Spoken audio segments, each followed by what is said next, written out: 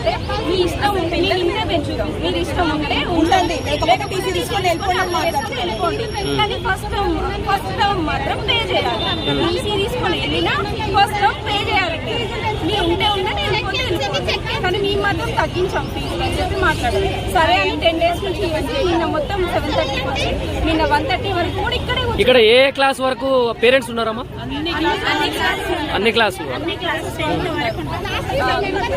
మా పాప third class వచ్చిందండి, తనది 83,000 చేశారు. మా బాబు 5th క్లాస్ చదువుతున్నాడు, తనది 82,000.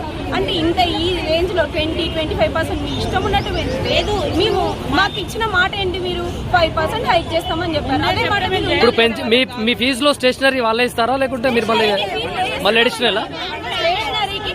స్టేషనరీకి ఫీ పే చేస్తున్నాం, డైరీకి ఫీ పే చేస్తున్నాం, అన్నిటికీ పే చేస్తున్నాం. మళ్ళీ బయట నుంచి రోజు స్టేషనరీ తెచ్చుకోవాలని మెసేజ్ పెడతారు.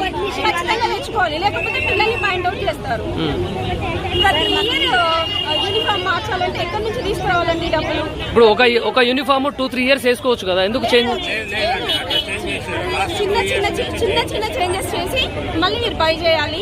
ఇప్పుడు ఒకటమ్మా, ఫస్ట్ టు 10th వరకు అదే స్కూల్ పేరు అదే ఉంటది, అదే ఫ్యాకల్టీ టీచర్స్ వాళ్ళే ఉంటారు.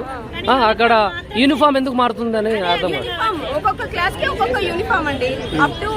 Up to nursery to 2nd class వరకు ఒక యూనిఫామ్, థర్డ్ నుంచి 5th ఒక యూనిఫామ్, తర్వాత 6th to 8th ఒక యూనిఫామ్, 9th 10th వాళ్ళకి వేరే యూనిఫామ్. ఇన్ని యూనిఫామ్స్ మార్చాలంటే మేము కూడా మనుషులమే కదా, మేము కూడా అన్ని మనీ. అదే మీ పిల్లాడు మారట్లేడు, స్కూల్ పేరు మారట్లేదు, స్కూల్లో ప్రిన్సిపల్ మారట్లేడు, కానీ క్లాస్ మారినంత మాత్రాన యూనిఫామ్ చేంజ్ అవుతుంది. మీరు ఎందుకు అడిగే ప్రయత్నం చేయలేదా? మేము అడగడానికి ప్రయత్నం చేస్తున్నామండి, కానీ వాళ్ళకి టైం ఉండట్లేదండి. ఐ హ్యావ్ నో టైం అంటారు.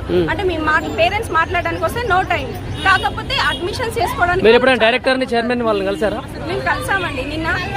నిన్న చైర్మన్ గారు వచ్చారు, 1:30 వరకు ఉన్నాము. అప్పుడు చైర్మన్ గారు ఇచ్చారు, పిలిస్తే రమ్మని అందరి పేరెంట్స్ తో మాట్లాడండి అని మేము డిమాండ్ చేశాం. అందరి పేరెంట్స్ తో మాట్లాడండి అని డిమాండ్ చేశాం.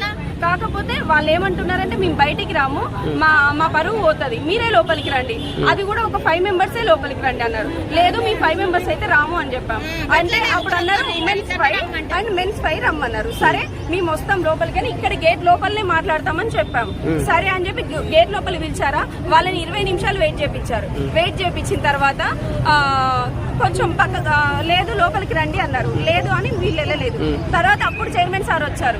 వచ్చి సరే ఇప్పుడు 5 మందినే రమ్మనడానికి కారణం 5 మందికి పిల్లలు చదువుతున్నారా?